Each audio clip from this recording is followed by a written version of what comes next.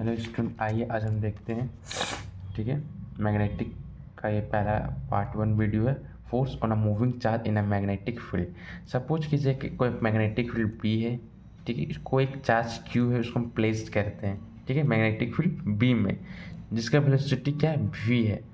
ठीक है, तो अगर हम कोई मैग्नेटिक फील्ड बी है, उसमें हम चार्ज को प्लेस करते हैं जिसका वेलोसिटी क्या है, वी है। ठीक है, तो इस क्यू चार्ज में एक फोर्स लगेगा। ठीक है, उस फोर्स का नाम होगा मैग्नेटिक फोर्स। ठीक है, the magnetic force acting on the particles will be perpendicular to both velocity and magnetic field B. जो ये मैग्नेटिक फोर्स लगेगा एफ, इसमें वो क्या होगा, इस बी के परपेंडिकुलर होगा और इस वेलोसिटी के परपेंडिकुलर होगा। ठीक है, और हम लोग मैग्नीट्यूड हम इस फॉर्मूले से निकालेंगे।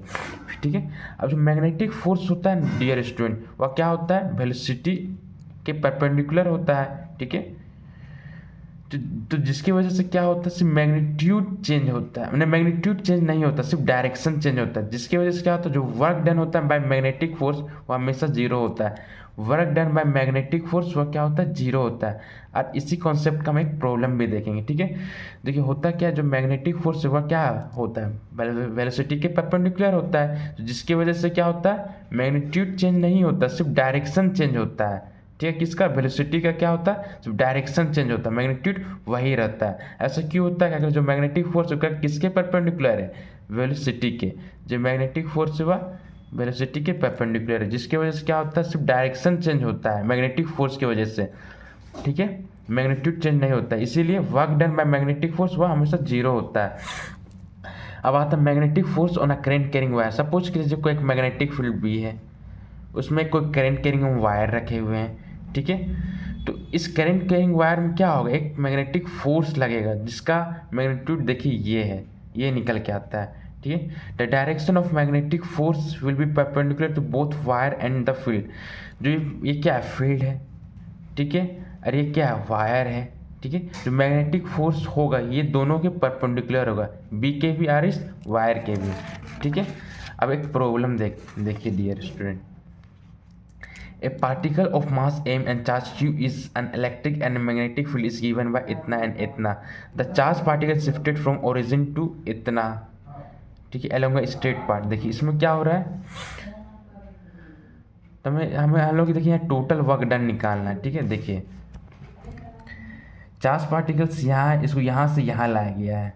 ठीक है, यहाँ से इस पॉइंट में लाया जा रहा है। ठीक है, अब हम लोग टोटल वर्क डन निकालें, यहाँ ई वी और बी वी, तो हम लोग जानते हैं वर्क डन होता है बाय मैग्नेटिक फोर्स की वजह से, वो क्या होता है, हमेशा जीरो होता है। Work done by magnetic force हमेशा क्या होगा, जीरो होगा। तो वर्क डन फिर किसकी वजह से होगा, इसके वजह से होगा, बाय इलेक्ट्रिक फोर्स। ठीक है, तो work done by electric force, ये किसकी वजह से हो रहा है, इलेक्ट्रिक फोर्स की वजह से हो रहा है। तो वर्क डन का फॉर्मूला ये होता है डियर स्टूडेंट, इफ, रुकिए,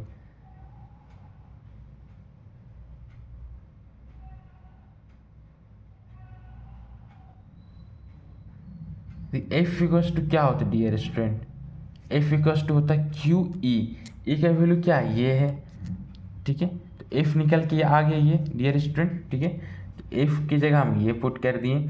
एस क्या होता है, देखिए ये क्या डिस्प्लेसमेंट है, यहाँ से यहाँ गया है। ठीक है, तो x2 माइनस x1 होगा आई कैप, प्लस प्लस, फिर देखिए y2 minus y1 minus y1, अरे क्या है, के कैप। ठीक है, तो x2 जगह क्या लिखेंगे, 1 लिखेंगे, x1 की जगह 0 लिखेंगे, फिर y2 की जगह 1 लिखेंगे, y1 की जगह 0 लिखेंगे। तो ये निकल के आ गया, ये क्या हो गया, s निकल के आ गया। तो s यहाँ लिख दिए।